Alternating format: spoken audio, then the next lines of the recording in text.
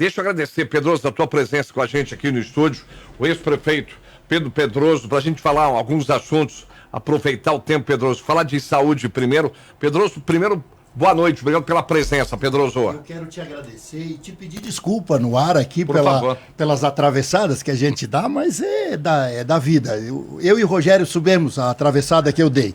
Então, pessoal, mas tudo em casa, Pedroso, por favor. Com humildade eu te peço desculpas. Às vezes a gente está num dia meio atravessado, mas vida que segue, né, Rogério? Tem uma história boa pra gente contar aí nessa trajetória aí. Tem mais acerto do que erro, né? Mas, Pedroso, é o seguinte, vamos falar direto.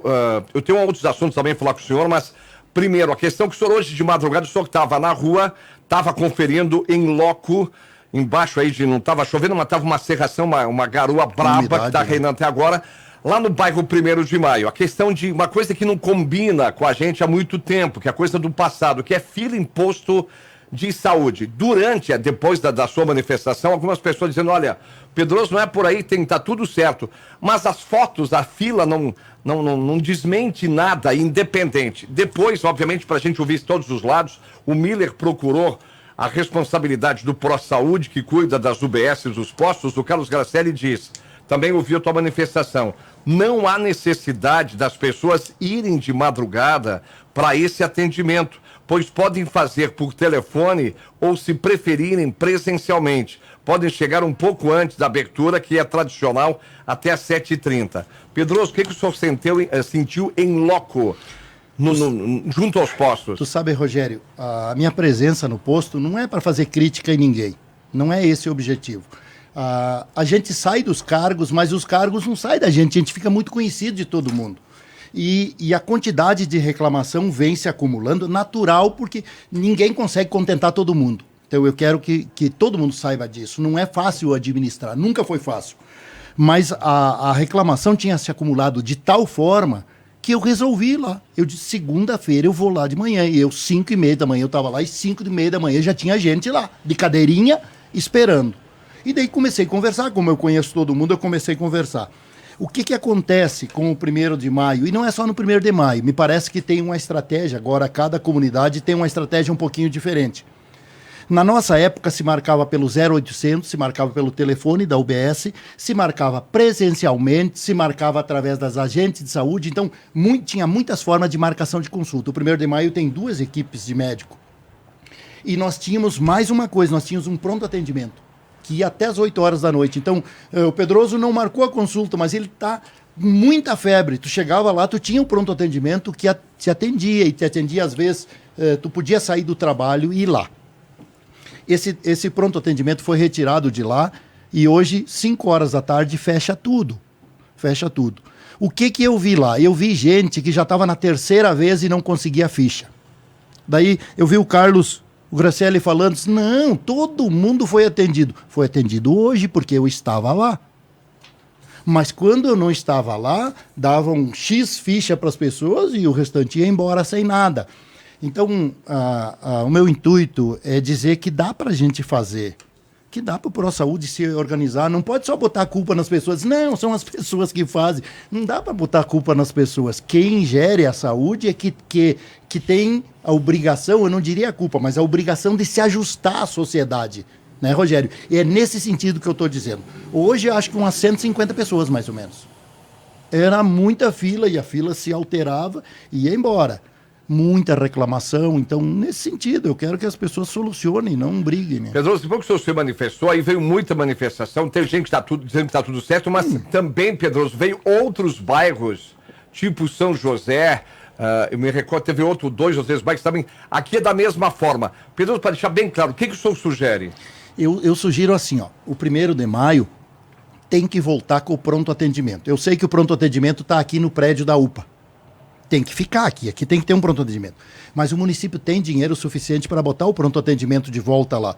Eu fui na prestação de conta do quadrimestre, eu e Gilmar. O Gilmar era o meu contador da prefeitura, então ele entende tudo. A gente foi, estava o Plínio, é nosso amigo lá. O município tem 95 milhões de dinheiro livre em caixa. Tu tem ideia do que é isso? Tem mais 1 ano de administração, porque depois já tem a eleição. Só tem 1 ano mais, já passou 2 anos e meio. Tu acha que não dá para botar? Por que o município está guardando dinheiro? Quando o município não pode guardar dinheiro, o município tem que entregar em trabalho. Ah, não, mas nós guardamos dinheiro. Não, guardou dinheiro porque não está prestando serviço para as pessoas. Nós temos que prestar serviço. Eu observo as filas de eletrocardiograma, que é um troço seríssimo, chega a demorar 2, 3 anos para as pessoas fazerem. Fila de cateterismo, de ecografias, são muito tempo, os relatos que a gente tem é de muito tempo as pessoas esperando. Sempre tiveram que esperar. O cara vai dizer assim, o Pedroso disse que não, na época do Pedroso tinha problema. Claro que tinha. Não vai sanar tudo, mas a administração pública tem que estar atenta a ponto de buscar a solução para isso. Se o momento agora... Bom, daí a pandemia parou, represou porque paramos na pandemia. Agora bota mais dinheiro e bota mais serviço e faz mais. Né? Então, nesse sentido que é a minha conversa. Pedroso, aqui só para dar um testemunho. A Sandra Piccolo, que é atual presidente da Associação de Moradores do 1º de Maio. Boa noite. Em relação ao posto de saúde, tem muita demanda. O posto do bairro atende toda a população dos bairros, não só do 1º de Maio e arredores. Quase toda segunda-feira, praticamente é cultural as pessoas irem até o posto agendar consulta. Estamos pedindo para as pessoas, agora num período mais frio, que usem o telefone e marquem as consultas sem precisar enfrentar filas cedo. Não tem, viu, Rogério? Só completar a frase, Pedroso. Estamos cobrando agilidade na abertura de mais um posto de saúde para o bairro. Pedimos também mais médicos, disse a Sandra. O problema não é o posto de saúde. Eu vi que o pessoal está reformando o antigo postinho lá embaixo. Não tem problema nenhum, vai ser bacana abrir. Eu acho que tem erros e acertos quando a gente administra. Vamos fazer um CRAS lá embaixo, está tudo certo. Não é esse o problema. Não adianta só botar o postinho e dividir aquelas 2 equipes que estão ali. Tirar uma equipe e botar lá para baixo. Vão botar 2 equipes a mais naquele postinho lá de baixo ou vão só dividir as equipes? Se vão dividir as equipes, nós vamos continuar com o mesmo problema em 2 lugares. Tu entende? Então, nós precisamos. Eu vi que o nosso município não entrou no programa Mais Médico. Fiquei triste por isso, porque é um dinheiro que vem de fora, é o governo federal que paga. Mas é o médico cubano? Não, pode ser o médico aqui de Farroupilha, as gurizadas se prontificar e ser contratado pelo Mais Médico. Então, nesse sentido, eu acho que... O Rio Grande do Sul foi o estado que mais teve médico inscrito. Isso, o Rio Grande do Sul tem muita gurizada querendo trabalhar no Mais Médico, é um dinheirinho seguro todo mês ali, com um horário fixo, né? Então, o que eu penso, Rogério? Eu penso que nós não podemos olhar a política. O pessoal não pode me xingar porque eu tenho um partido diferente do prefeito. O pessoal, a minha vinda aqui é porque a Rádio Espaço é um canhão. As pessoas ouvem e respeitam o teu trabalho. E para dizer que tem jeito, para dizer que tem que ter humildade quem está administrando, de consertar isso, de fazer, de contentar um pouco mais as pessoas. Nós não podemos, hoje de manhã com aquela umidade, pessoas velhas lá na fila, né? Eu vi as agentes de saúde distribuindo ficha, nem sei se é obrigação delas, eu acho que a agente de saúde tinha que estar na rua, mas estavam lá distribuindo ficha. O pessoal correu, abriu 15 minutos antes porque viu que eu estava lá, viram que eu estava lá, deram ficha para todos os que foram.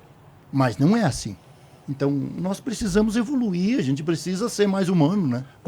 Faz por telefone, Pedroso? Não faz por telefone, Rogério. Eles estão envolvidos marcando presencialmente e não fazem por telefone. Não digam que o telefone funciona. Não. Nunca foi fácil fazer por telefone, sempre foi confuso. Até na nossa época era confuso, mas tinha várias formas de fazer. Na nossa época tu marcava presencialmente qualquer dia da semana, tu marcava com a agente de saúde, tu marcava pelo 0800, tu marcava com o telefone da UBS. Eu não fui nas outras. Eu vou ir na do São José, eu vou ir no Monte Pascoal, eu vou ir também. Porque eu sou muito conhecido e eu não vou por mal. Eu vou porque eu quero ver se isso está funcionando. Pedro, deixa eu aproveitar, o senhor falou há pouco uma informação que não foi passada dessa forma. Quanto dinheiro em caixa tem na prefeitura? 95 milhões de recurso livre. Quando eu saí, Rogério, ficou 24 milhões de recurso livre. Foi o maior superávit da história de Farroupilha, deixada por um novo prefeito. Esse dinheiro exagerado sobrando, ele tem 2 razões. Ou tu está cobrando imposto demais, ou tu está prestando serviço de menos. No nosso caso, nós estamos prestando serviço de menos. Né? Nós temos filas que se acumulou com a pandemia que nós precisamos suprir agora. Mas o governo do estado montou um sistema que trava. O município compra serviço? O Hospital Geral é só SUS aqui em Caxias, mas se o município quiser botar 3 milhões ali, comprar as consultas, tudo e os exames, tudo, ele compra. Né? Nós temos exames básicos, leva de 2 a 4 meses para fazer. Exames de eletrocardiograma, 2 anos, cara. O cara tem problema no coração, tu vai esperar 2 anos, o cara morreu. Tu sabe que nós temos na idade de ter problema no coração, não morremos? Então, essas coisas que tem que estar mais atento. Eu não sou contra o pessoal do ProSaúde, nós sempre precisamos do ProSaúde. O ProSaúde é um órgão bom, né? O Graciele está dirigindo aí, o Carlos. Bacana que o Carlos está dirigindo, mas ele não pode arranjar desculpa. Ele tem que vir e tem que aceitar. Não estão as pessoas sempre erradas. Levantou a bola aqui. O Hildo diz que quem manda o ProSaúde é a cunhada do prefeito. Não importa se é a cunhada do prefeito que manda no ProSaúde, mas quem manda tem que ouvir as pessoas. Então é isso. Eu tenho, assim, ó, da saúde. Outra coisa importante. Te lembra que tinha a farmácia solidária feita pela Fran? Por que a farmácia solidária? Por que mataram a farmácia solidária? Algo que distribui uma quantidade enorme de remédio, porque era um programa do outro governo, e daí? Quando nós pegamos, tinha a fábrica de fraldas da Anitta, do Pascoal. Nós continuamos com tudo, aquele monte de gente voluntária fazendo. Nós chegamos a entregar 18 mil fraldas por mês. Cada acamado que ficava no Hospital São Carlos recebia 4 fraldas geriátricas por dia. Agora tem que entrar na justiça para te ganhar a fralda. E compram todas as fraldas. Quer dizer, não tem mais aquela educação, não tem mais aquele monte de gente trabalhando voluntário. A gente perdeu tudo aquilo ali. A farmácia solidária, mataram a farmácia solidária. Ah, mas existe, está ali. Mudaram ali só de nome, não continua com o mesmo serviço? Não. Está onde? Estão distribuindo que tipo de remédio na farmácia solidária? Que era feita. Então, eu acho o seguinte, o município não pertence a ninguém. O município não é de ninguém. Cada um que vem tem que fazer melhor que o outro. Né? Então, nesse sentido, a minha conversa tem só esse objetivo. Até para esclarecer, o Luiz Carlos Concato te pergunta, por que na sua gestão, no caso, restaram 24 milhões, é isso? Aí ele pergunta, faltou fazer trabalho, então? Sim, faltou, Concato, porque naquele meu período parou as escolas, então eu tinha dinheiro que sobrava do transporte escolar, eu tinha dinheiro da merenda que sobrou, foi sobrando dinheiros, porque a pandemia era muito forte e muita coisa parou.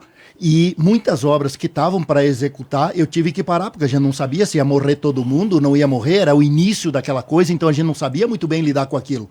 Então, também eu deixei de prestar algum tipo de serviço, mas isso não tem mal nenhum.